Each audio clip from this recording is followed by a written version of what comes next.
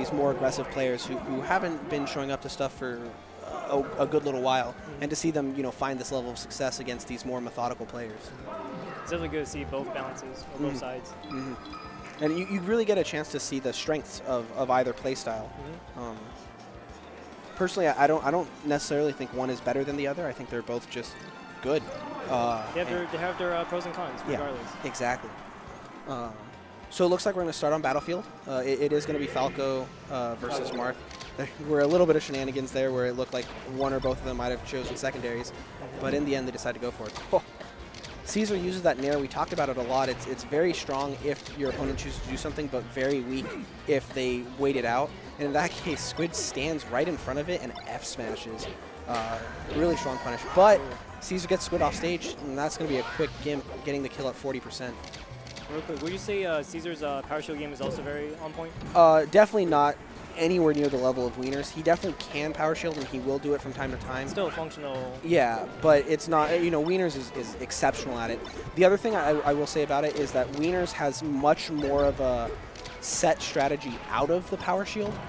It's not just, and this is something that Squid's actually talked about a lot, it's not just that you power shield, right? Because if it's just a laser coming at you with no real follow-up, who cares, right? Yeah. Like, if we're standing on opposite sides of the battlefield and I shoot one laser at you, you don't care, right? It's the fact that there's a Falco flying at you right after the laser. And then the same is true for the power shield. You have to have a plan after it. Otherwise, otherwise it's not all that scary. And Squid has been a big proponent of the idea that, power shielding is not the end-all, be-all of how you beat Falco. You have to have a whole game plan out of it. And in fact, if your power shields are kind of willy-nilly or out of the blue, whatever you want, then the Falco can actually take some pretty big advantages off of the power shields and can, play for the spacing game. There's a lot of options you have there. You can Squid actually is relatively consistent at re-power shielding back. You'll see the laser fly back and forth 3 times. A little bit of ping pong. Yeah, you'll also see Squid, he's been working a lot on jumping over the power shield laser, so he'll shoot a low laser, then he'll short hop over it when it gets power shielded back at him, and now he's on top of you with either another laser or he can do approaching aerial or whatever. And since you feel safe because you just power shielded a laser and it's going back at them, you're probably not going to be shielding, and all of a sudden you're in a really bad spot as the Falco's flying at you. So it's been really interesting to see some of these options that Squid's been playing around with to answer the power shields. And I think that, one of the things that's really tricky about being the other character in the power shield war is you have to, in order to have that like really solid game plan off of the power shield, you have to be so confident that you're going to get the power shield. Right? Yeah. Like, one of the reasons why lasers are so strong to start, like, at lower levels, is because most people don't have an answer. Yeah, and when you get hit by a laser, it screws up your tech, right? Like, you input that next thing you wanted to do a second early, and now you're just sitting there out of the hit stun doing nothing. And the same thing can kind of happen if you try to have, like, a really crisp power shield into something, and then you miss the power shield. So, you have to be super consistent.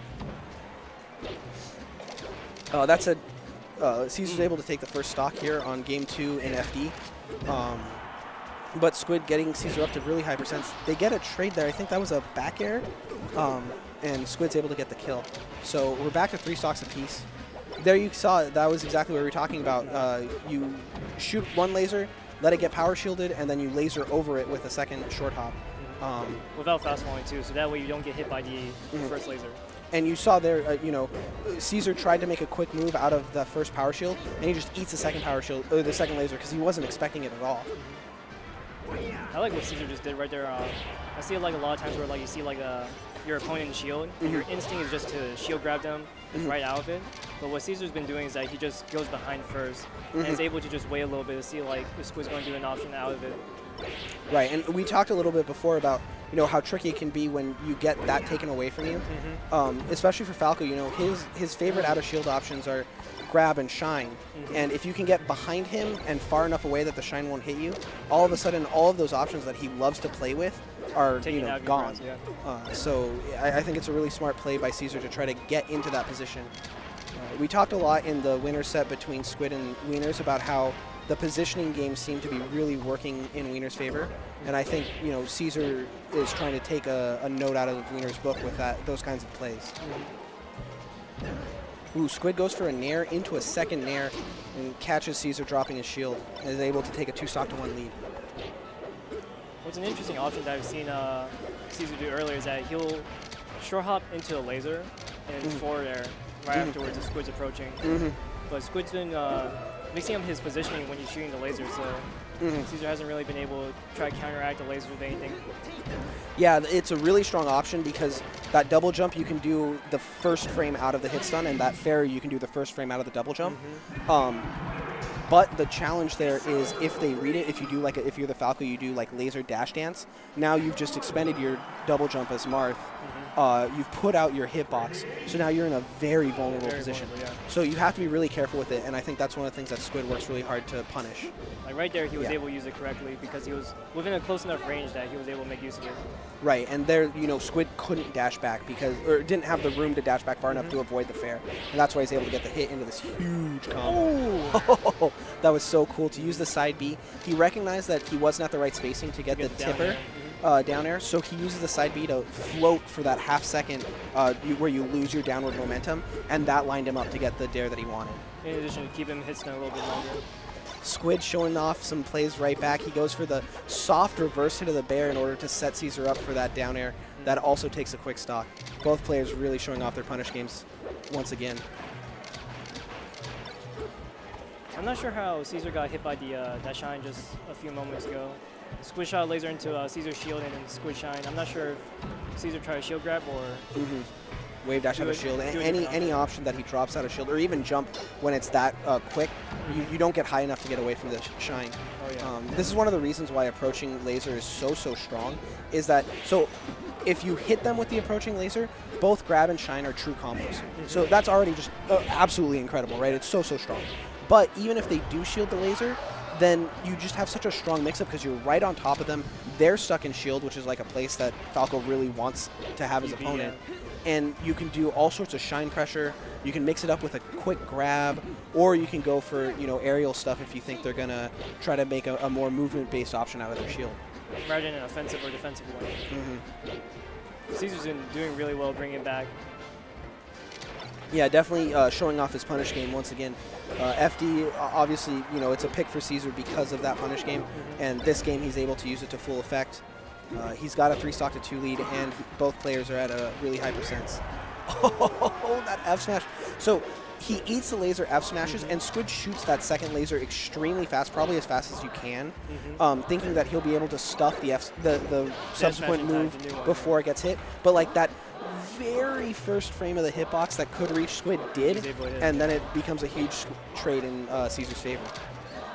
I think what Cesar's doing really well right now is that he's actually also able to get through the lasers a lot better right now. He's been doing a lot more to get through and get some hits and like these sick combos off of him right now. Yeah, one of the things that Squid has been working with very strongly recently, or that's been working to great effect against Marth in particular, is if you do 2 lasers as fast as possible and the first one hits, and then the Marth tries to dash attack between them, then the second laser will actually hit him before the active hitboxes of the dash attack.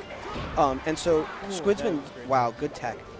So Squid's been using that really effectively against Marth in recent times, and it's been a big problem for Cesar. But Cesar's now showing that he has a good read on Squid, and he's catching. We talked earlier about how when you're worried about the power shield and you want to jump over the second lasers, you have to not fast fall.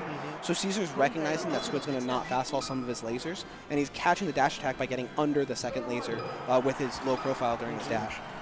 So I think that's kind of the mix-up that Cesar's using to his advantage.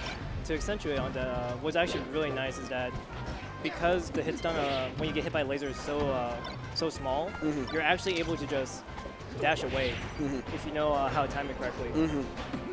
Yeah, and again with Marth's dash, the way that his profile gets swapped up so much, it's a really safe option. You're very quickly out of the range of any of those hitboxes that Falco would throw out. So it's a really great way to keep yourself safe when you take the laser. Ooh, going again with that fade back. Yeah, Squid able to read when Cesar wants to move out of shield, maybe bait it out with that fade back like you were talking about, and gets the F smash because of it. That was really good SD on the lasers, I think. Cesar's doing really well recovering right now. He was able to recover on the stage and get hit by the get-up attack. He was able.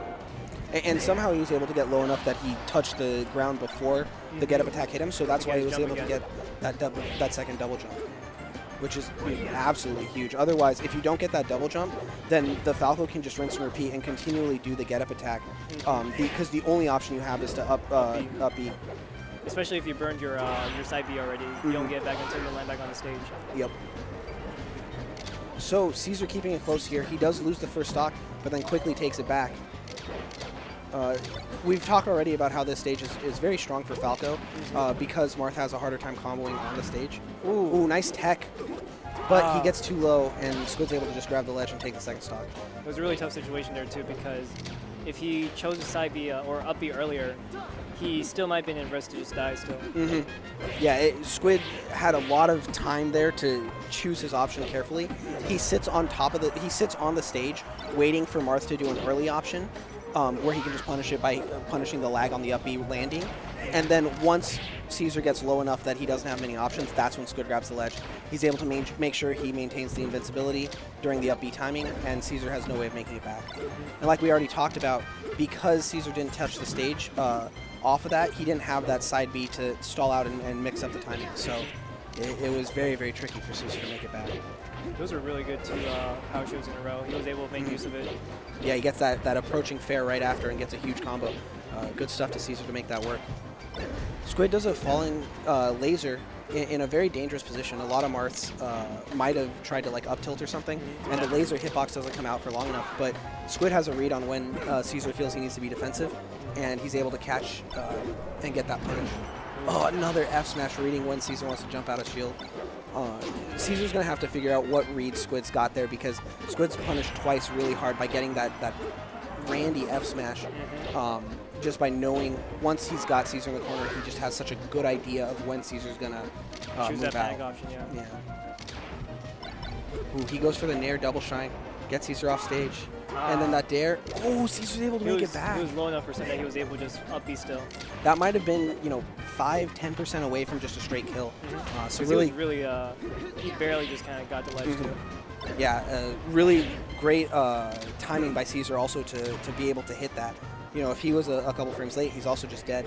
And it's a weird timing, right? It's not like your normal falling speed because you just got dared. Got hit by the downer, yeah. So, it's very different.